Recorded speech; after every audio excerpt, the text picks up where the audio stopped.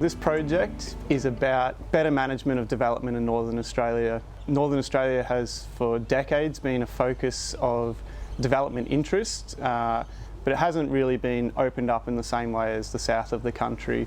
So there is a lot of attention on large-scale economic development in the north, across Queensland, the Northern Territory and Western Australia. We're looking at how we can provide decision tools to suit the unique circumstances of Northern Australia, especially around biodiversity management and the incorporation of Indigenous values. There's a whole regulatory framework for assessing new projects, things like new mines or roads or pipelines. Key to that regulatory toolkit is this concept of biodiversity offsetting. Generally, that offset would involve quantifying how much loss and how much gain is required, which is essentially providing compensation for a loss that a project causes to biodiversity. Northern Australia presents some really interesting and unique challenges around applying offsetting as currently designed in policy.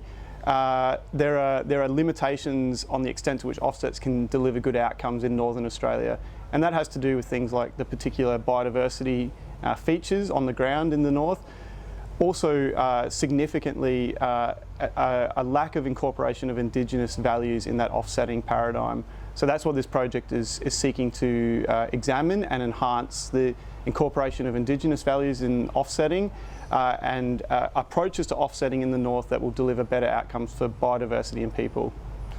The main partner in this project is the Nature Conservancy, who have been doing a lot of work with Indigenous partners across Northern Australia for many years. An offset for loss of habitat for a threatened species would typically involve the identification and protection of some habitat for that species elsewhere in the landscape.